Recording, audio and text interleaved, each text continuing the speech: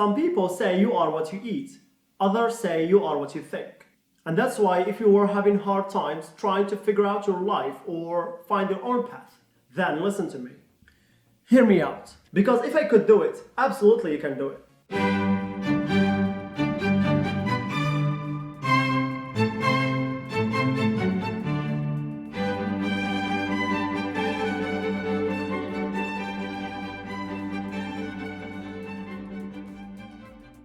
Hey, 4 years ago, my life was a mess.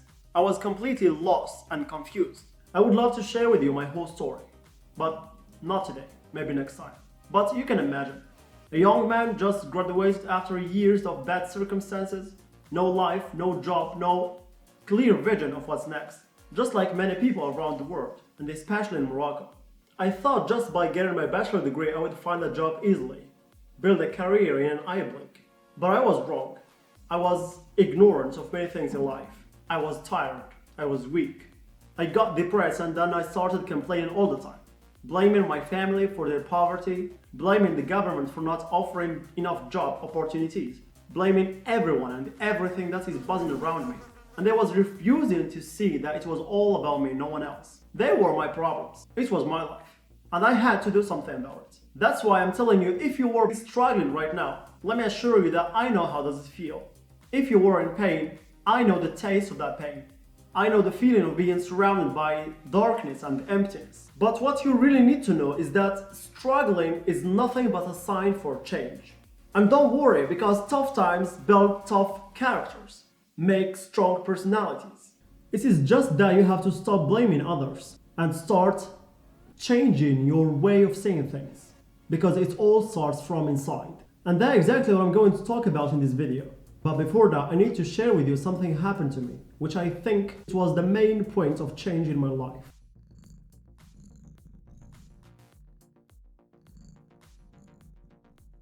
So, when I was not knowing what to do, or I can say when I was not satisfied with what I was doing, my dear sister shared with me a book.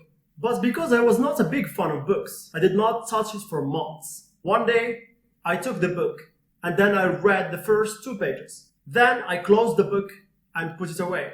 The good thing is that those 2 pages were able to open my eyes and mind to things that I had never known before. And the conclusion of those pages is still with me, right here, right now. And I'm gonna share it with you. So the conclusion says, keep your mind busy with the expectation of the best. The law of life is the law of belief. A belief is a thought in your mind. Don't believe in the things to harm or hurt you. Believe in the power of your subconscious to heal, to inspire, empower, and prosper you.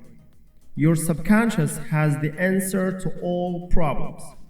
It's your faithful servant, and it will always obey you. That's why when you think of good things will come to you.